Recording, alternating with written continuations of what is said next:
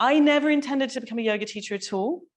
I used to go to yoga classes. I kind of hated doing yoga. I didn't really much enjoy yoga classes, but I always felt better afterwards. And I had the sense of like, oh, I've released some emotional tension and I've done some exercise. That must be good for me. So I used to sort of go to yoga, and I was sort of addicted to it in a sort of love-hate sort of way. And I did yoga for about 10 years. And it got to the point where it's like, actually, if I don't do this once or twice a week, my back really hurts. And at that time I was working in an office, and every time I picked up the water cooler, my back would go out. So it was part of my sort of self-care, and part of sort of what sustained me and supported me in life was doing yoga. And so then I had this glorious opportunity to be made voluntarily redundant from my job and paid a few months' salary. And at that point I thought, well, I like yoga. I sort of do like yoga now. I know I'll do a teacher training and then I'll get to do loads of yoga for the next 18 months. And that will be great, won't it? And I also trained in massage at the same time. And I wasn't really sure that I wanted to teach, but I discovered I was actually quite good at teaching. And I quite enjoyed teaching. In many ways, more than I enjoy yoga practice, I enjoy teaching, and I enjoy teaching people to teach as well.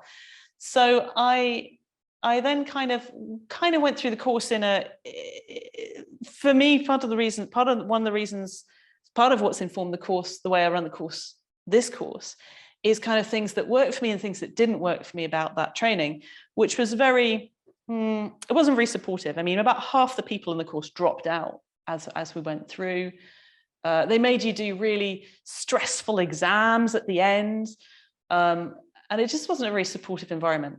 So that's why there aren't very stressful exams in this. We'll just basically keep learning, and you'll keep getting feedback and things to work on, and we will build up in the scariness and challenge of what we do in terms of teaching. But it's not in a like, you have to do this or else you fail. It's like, we're all at different points in our learning experience, each of us in the room and on Zoom. And for me, I'm much more concerned with how can we make this a useful lesson today? How can you figure out, okay, what are my next steps forward in what I want to do? So I very much hope it's an environment that's not like too scary. And I would encourage you to turn up to each session. And even if you're having a bad day, or like the period pain's really bad, or, turn up. It's okay to say, Claire, I really can't do it today. I just need to watch. I can't talk, can't do people, or, it's okay to ask to do things differently. It's okay if it's like, Claire, this way of learning isn't working for me. I need to have it in a different color, or can we try it a different way? Give me that feedback, because I'm here to set up a learning experience that works for you. And the great thing about having a small group of 3 or 4 people is that actually we can do that. We can really work with what works for you people.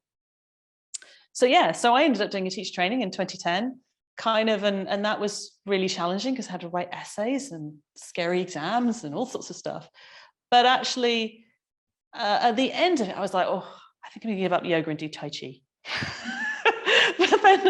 But then I moved to the Midlands, and I did some temping in an office, and I thought, no, I don't really want to go back to this. So I rang some gyms and leisure centers, got some gigs teaching yoga, and turned up to do these classes. I was like, oh, actually, teaching real yoga to real people, this is actually all right.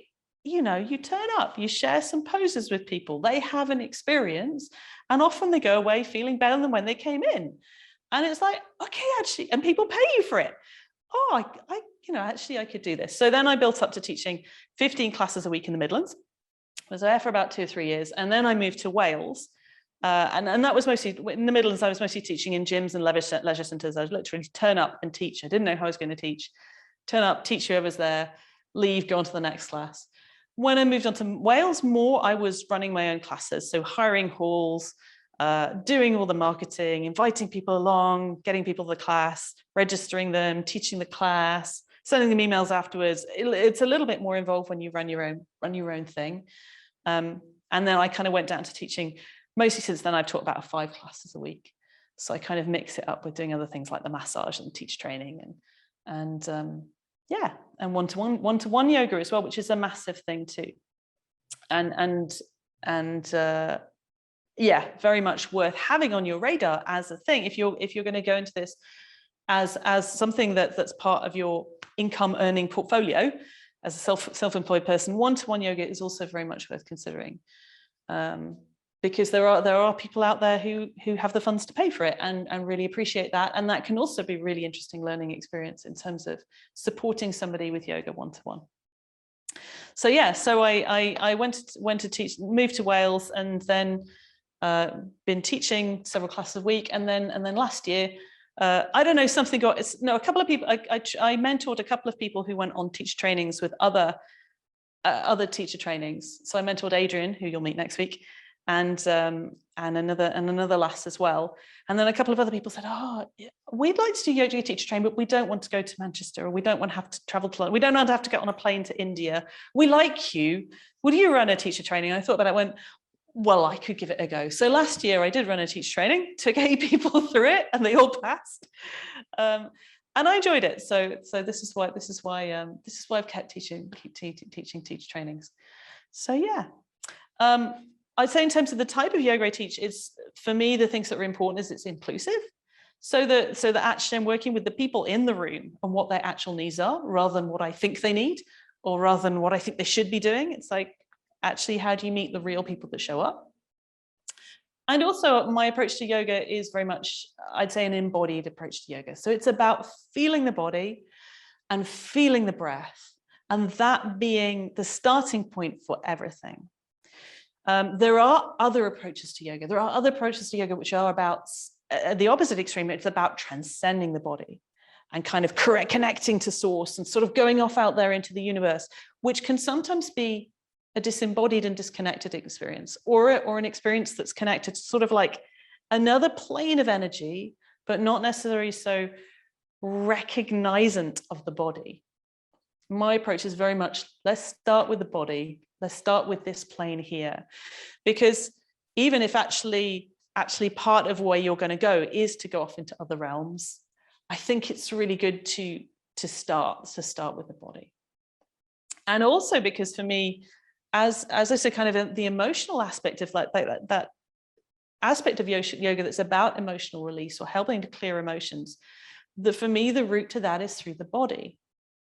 Coming to feeling emotions in the body as physical sensation. And then that for me is a safe way to get into that. And a way where over time, I've very much learned to control, say, the intensity of an experience. It's like in a yoga pose, it's really intense. Can I choose to, and it's too much, can I choose to come out of that pose? Can I choose to soften in that pose? So for me, the physical is also the gateway into the emotional as well, which for me is a really important part of why I'm doing yoga. So yeah, and then these days I'm also running Inspiratrix Yoga as a sort of mini studio without walls, where we are back in this week. We've been back in the community halls, teaching real people.